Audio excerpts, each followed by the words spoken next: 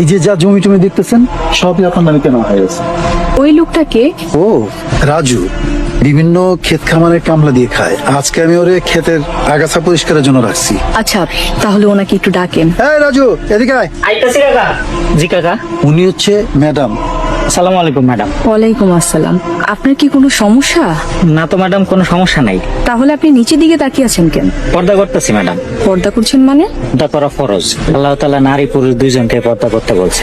নারীদেরকে বলছেন তোমরা তোমাদেরকে ঢেকে রাখো, পুরুষদেরকে বলছেন তোমরা তোমাদের দৃষ্টি সংযত রাখো। তাই নারীর জন্য যেমন পর্দা করা ফরজ, পুরুষের জন্য দৃষ্টি সংযত রাখা ফরজ।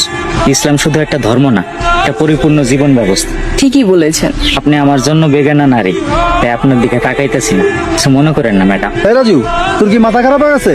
উনি আমাকে ম্যাডাম, তুই কারে কি কস? উনি ঠিকই বলেছেন আসলাম সাহেব। আমরা নারীদের পর্দার বিষয়ে কথা বলি, কিন্তু পুরুষের পর্দার বিষয়ে এড়িয়ে যাই। অথচ দুটোই দরকার।